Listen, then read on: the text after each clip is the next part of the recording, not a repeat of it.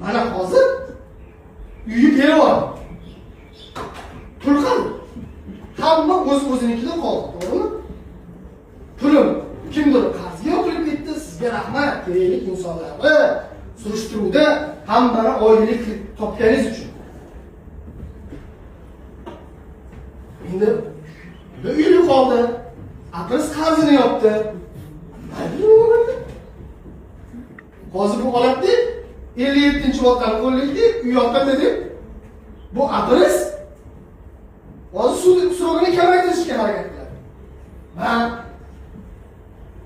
noroziman bu narsadan. Men sizga iltimos qilib qo'yamanki, men bu bolani koloniyada ishlatib bo'lsa ham 100 ming so'm pulini ham bo'lsa olishga. Men 100 ming, menga u pul, men u puldan o'sha voz kechdim. Rais etuvchi, u pul kerak, u yo'q o'sha. Olib bo'lmaydi.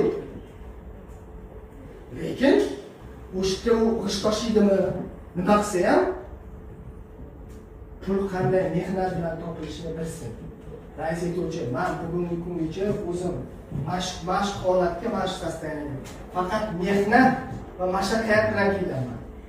Men 13 yoshligimdan biznesga kirishga boshlaganman. Shaharda hamma meni biroz bilishni boshlagan.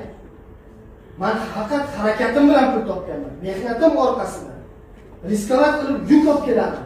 Internetdagi mana ommaviy axborot ko'radigan hayotim boshqa. Meni bilgan, tanigan biladi. Men furalar bilan yuraman, konteynerlarni jo'nataman, nimalarni eksport qilaman. Men uchun rais etuvchi, meni tanigan odam biladiki, menga 24 soat vaqt yashash uchun kam.